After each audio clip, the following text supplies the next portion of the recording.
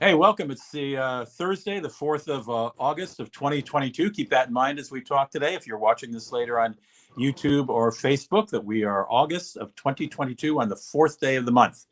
I'm Rudy Maxa. I'm a travel journalist and broadcaster. I'm joined by my colleague, Tommy Danielson. Together, we own he's in Hawaii. That's where you hear the wild sounds. Certainly not from St. Paul. He and I own Maxatours.com, which is a small upscale European travel firm, but he's also an expert on frequent flyer miles, hotel points, all kinds of things having to do with aviation. And if you're new to this sort of web thing we do, we just do it periodically during the week to bring you up to date on some travel stuff. We'll move through three or four or five things real quickly. I'll start with you guys talked. I think you talked before I joined you the other day, Tommy, about Southwest saying, "Hey," and being the only major airline to say this, saying, "Look, if if you have airline credits because you cancel a flight, um, they will never expire." Uh, Yeah, uh, so we talked about that a little bit before you got on the other day. Yes, for sure. That right. Southwest is known for being by far the only outlier of being consumer friendly in the United States. It means Yeah, it's no always luggage had charges, no change fees. But no but I change, was going to say meaning that I was going to it. say that sort of leads into this Department of Transportation announcement that it wants to make getting ticket refunds easier for everybody, not just Right. Southwest people. They've got new rules that say airlines should offer refunds when they delay domestic flights for 3 hours or longer, or delay international flights for 6 hours or longer. Right now, under existing regulations, you're only allowed to get a refund when a carrier cancels or significantly delays, whatever that means, a flight. And there is no Right. definition of significantly delayed. So uh, this is a new airline rule that the airlines aren't exactly happy about, as you can imagine. Yeah, so I didn't read about this. So you're saying that you can get a refund after 3 hours on a domestic flight or after 6 hours on an international flight. Is that what the story? Yes, yes. So They'd that's a have to full issue. refund, not a credit. So meaning that put it back to the form of payment. Right. You could get a flight credit, you could get a voucher, or you can demand and get a refund. Now, there's one provision the airlines do like, which is airlines and travel advisors would have to process all refunds and all flight credits, but then they could charge a processing fee for that if the fee is prominently disclosed when you buy your ticket. So there's a little loophole for the airlines So to. welcome back, $200 free. Right, right. So yeah, I mean, at the end of the day, I have absolutely, Secretary Buttigieg has the spunk to do something like this, and I absolutely think that this is spanking time for the airlines. In Europe, for ages, we've had the 251 provisioning or rule that the EU has put into place for EU and EEC countries, meaning also the countries that are not part of Schengen and not part of the EU. Among them is Norway and Iceland, and and Switzerland also, which means that at the end of the day, you get significant compensation. It's 600 euros if your flight is delayed. Long haul flight is delayed more than 5 hours. Yeah, So and of course the gripe in America is airlines have, over the last couple of years, never told people, "Oh, you're entitled to a refund," right. because Well, I they think want you that to so just right take now credit. we COVID has gotten one thing good for us, is that you have flexibility with tickets right now, meaning that Right, any airline in America, except for maybe Spirit, will give you a credit on your purchase up until departure. So if you cancel your ticket, you will have that credit to use for a future flight. What Southwest has had for years. That's their flexibility that they've had. You won't right. get your money back though, so that's obviously a thing. But I think that any legislation is good. Okay, you've got some thoughts on the JetBlue merger. I do, and we know some things. We know that JetBlue wanted this merger very very badly, and it clunked a lot of money on the table to make it happen. I think that Spirit and Frontier would probably be a better match than JetBlue and Spirit, um, Spirit has been in some markets a great disruptor, meaning that even if you don't fly Spirit, they have adjusted the market in the sense that they've made it that the other guys need to compete. They need to match the prices that the other carriers have. So it's good for anybody, even if you don't fly Spirit at all. But at the end of the day, we also see, consumers having access to flights that are very, very inexpensive. And Spirit's product really isn't that bad. And newsflash, they are also the airline in America is most on time of all airlines. So Really? that's a good thing. When it comes to the merger, it'll be interesting to see what it'll be. If this will be a JetBlue converted thing, that it would be a product, that Spirit will disappear altogether. Every airline merger we've seen in America, with AirTran and Southwest, with Northwest and Delta, with Continental and United, and American and US Airways, one airline has been left standing. Not sure if that's going to be the case here, but I assume so. And JetBlue is known for more of a premium thing, and it's not really that inexpensive.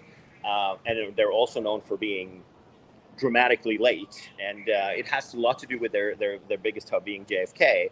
But still, it's also an airline that's not the best when it comes to regularity. So is the airline going to be more Spirit budget, or a little more JetBlue, a little more upscale? What do you think the marriage is going to be? Well, if we were to learn anything from we don't know yet, but if we were to learn from any of the previous mergers, we've seen that the acquiring airline is the one that's going to take over, meaning that it will be, and Spirit has Airbus 320s, which is the same airplane that JetBlue primarily flies. So it probably is we're going to see that the Spirit stuff is going to be JetBlue routes and JetBlue planes and JetBlue pilots. Okay. A real short item. Today, your entry to all national parks is free just for the day. I know it's a little late to give anybody advice on that, but if you live next door to a national park and want to go there this afternoon because of what time zone you're in, or evening, you can go. A little longer this is interesting. And then whether this is going to be a trend or not, and Americans aren't going to like this, Germany is fearing COVID is going to come back in the fall and the winter. So it's announced that beginning in October, COVID rules are going to start applying again. You're going to have to wear masks on airplanes and in airports. This is they'll be mandatory from October until next April, unless of course COVID sort of disappears somewhere. You're also going to have to present a negative coronavirus test if you're going to hospitals, nursing homes, or similar institutions in that country. So it'll be interesting to see if their fellow European countries follow Germany. I was surprised to see this, frankly. Yeah, I haven't read anything about that, but so what we're doing here in the United States is that we are making a flu shot style COVID shots, and we've seen a lot of people around our sphere gotten COVID lately. Jamie was out like a couple of weeks flat on his ass, and he's in his early 30s, so it can still be. Imagine if he would have been older, like maybe your age or even older than that. What would it consequences? Nobody's older than I am, Tommy. Nobody's older. That's true. But at the end of the day, I feel like the best approach to this is to, as long as there's no travel restrictions, I honestly. Personally, when when I'm in a close quarters, I wear a mask myself on planes because it's just I'm close to people. But I don't think that has much to do with anything. But did it say anything about restriction on travel? No, it says you can travel just as long as you wear a mask, and Americans aren't going to like that. So if you've got Germany plans to visit Germany between October and April, and you don't like to wear masks, you're going to have to suck it up or go that means somewhere else. That means that Americans that have an issue with this, they should just not fly Lufthansa at all, because we've seen a lot of issues on that. That's an interesting take, but I honestly think that common sense is a good gig. I am surprised to see how on flights here in the U.S. how many people actually wear masks. When we flew here from to Kauai here on Sunday morning, I would say about 45% of the plane was wearing masks. So that's more than I'm finding on my flights. So it varies a lot. When we flew from Sacramento, which is a little bit more of a where I live, which is a little bit more of a yes. What word? Conservative area. Okay. There weren't that many masks, but San Diego, obviously, the incomes and education level is a lot higher apparently down there. So that maybe that has something to do with it. I don't know, but I feel like it's if you're going to sit very close to somebody, there's no harm in it. So All right, one last item, sargassum, that yucky grassy stuff that grows when the water temperature in the oceans, particularly down around Florida and the Caribbean, gets warm. There's a huge sargassum growth going on all around the Caribbean, from Puerto Rico to Barbados, which is really hurting tourism and keeping people from going in the water. It's a really big problem. Obviously, we're not hearing much about it from any Caribbean tourism destinations, but it's the largest blanket of sargassum in the history of sargassum, or since sargassum growths have been measured. More than 24 million tons of sargassum, up from 18 million tons in May. And anyway, that was in June, 24 tons. It's not a good thing. So this kills wildlife. It's basically brown algae, and it releases toxic gases too. So people aren't allowed to go in the water. So if you have a Caribbean vacation coming up now, it is a little cheaper to go to the Caribbean in the summer, but call the resort and make them tell you the truth. That's my advice. Which area are we talking about here? From Puerto Rico to Barbados, all around the Caribbean and parts of. That's a big area. Yeah, it's a very big area. Well, I haven't seen any around here, but then again, no, Hawaii looks pretty nice. No, it's the water's nice, and I haven't seen any sargassum. And I have to admit, I don't know what the hell that is, but that's quite interesting. Well, I had to look up how to pronounce it. Sargassum. The emphasis goes in the middle of it. Yeah, but it's basically yucky brown stuff that puts out toxic odors. You can't go in the water when it's there. So. Yeah. No, that's all. That's all I got. Is that enough for today? I think so. That's a lot. Yeah. Should we end on a positive note? It's 82 degrees here today, and we had a little downpour this morning, but it looks to be pretty good. And we got Pride of America in here today as well. You know, the cruise ship that goes between the islands. The islands. Yeah. Yeah. Yeah. So, okay. Well, it's very pleasant here too. It's about 78 here, but no humidity. And it's quite clear in St. Paul, Minnesota. So I'm happy to be here for the day. But I wish I were in Hawaii, and I wish you. When are you coming home? Saturday. Okay. Yep. All right. Well, I can. So if you are up for it, we can do it again tomorrow at 11.